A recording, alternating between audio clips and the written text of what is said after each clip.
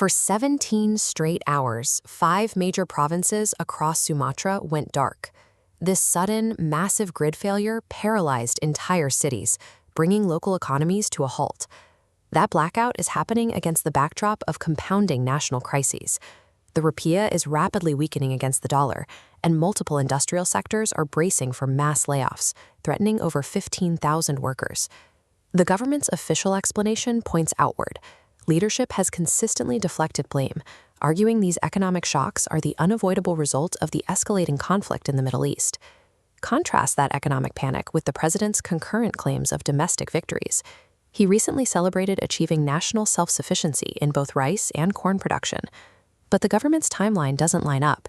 Global rating agencies like Moody's and Fitch actually downgraded Indonesia's economic outlook months before the current Middle East war escalated. Investors began pulling back at the start of the year, citing a lack of market transparency and deteriorating fiscal health. Global shocks are acting as a stress test, revealing deep-seated domestic vulnerabilities that the government is failing to address. To understand why the state is struggling to manage this crisis, we have to look at the country's tax ratio. This is the primary measure of a government's ability to collect revenue from its own economy. This chart shows the severe revenue shortfall. Indonesia's tax-to-GDP ratio sits at 13.3%, barely half the 25.5% median of its peers. Debt interest creates a second drain, consuming 19% of state revenue, nearly 600 trillion rupiah yearly. Because of this combination of low income and soaring debt, the central bank is stripped of its resources. It lacks the financial firepower required to effectively defend the rupiah in foreign exchange markets. The state is effectively cash-strapped by its own systemic inefficiencies, leaving zero margin for error and no room for institutional leakage. So, what happens to the restricted funds the government does manage to collect? Court records recently exposed a staggering customs scandal. A private logistics company admitted to paying 2.9 billion rupiah in routine monthly bribes directly to the Director General of Customs.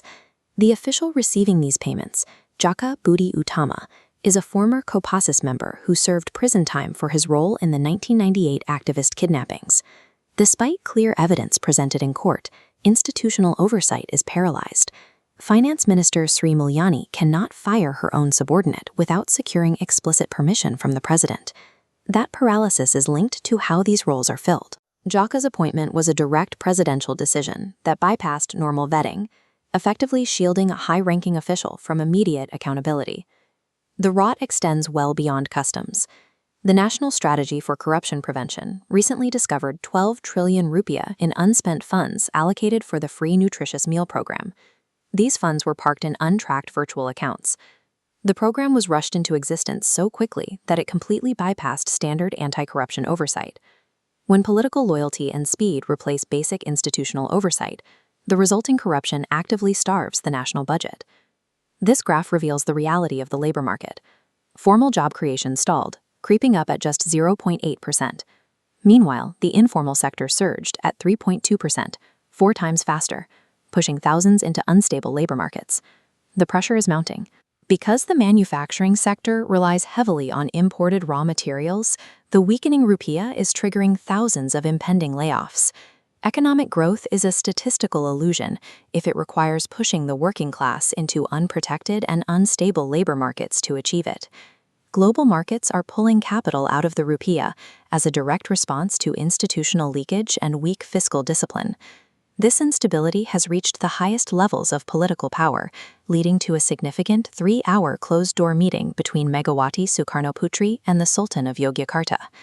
The government faces a central paradox. Celebrating national food self-sufficiency means absolutely nothing if a weakened currency and widespread job losses destroy the public's purchasing power. There are brief glimmers of hope. Agricultural yields are showing real results, and the public is increasingly demanding accountability from anti-corruption task forces. Indonesia is at an inflection point. The government must either enact brave, systemic overhauls of its corrupt institutions or continue blaming the global weather while its own house collapses from within.